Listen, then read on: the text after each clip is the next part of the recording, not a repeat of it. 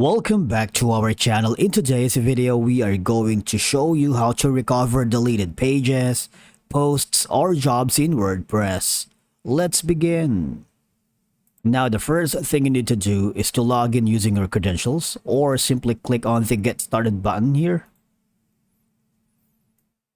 Now, creating an account in WordPress is a straightforward and very easy process. You can simply continue with your Google account, your Apple, your GitHub, or you can log in via app. Click on the Continue button and you're all set.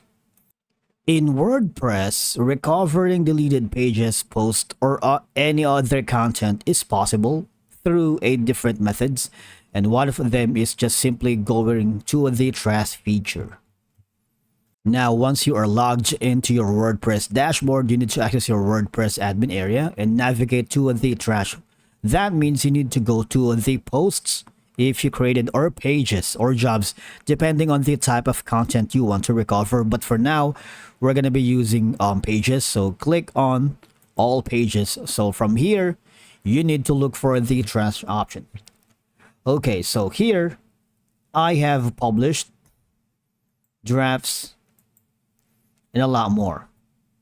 Now, I don't have any trash yet, but if you do have, the options here are going to be populated. Okay. Now, for example, if this is the specific page that you wanted, all you're going to do is click on it if you want to recover, right? Now, in this scenario, we might want to click on the to delete that specific pages. Right now, it's in the trash page, and all you're gonna do is a very simple yet effective way for you to recover deleted pages, posts, or jobs.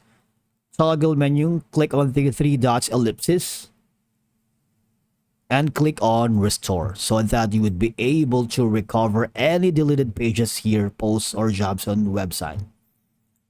It's that easy. Okay. Now, if you wanted to extend more on the trash plugins, you might want to click on the plugin section for WordPress, hit enter, and then, as you can see, you can install a file manager wherein it allows you to delete, edit, upload, download, zip, copy, and paste files and folders from your WordPress backend. And these are the reviews to help you make an informed decision, the minimum requirement for installation, and the active community of contributors and developers. And once you've done that, click on download. It's that simple.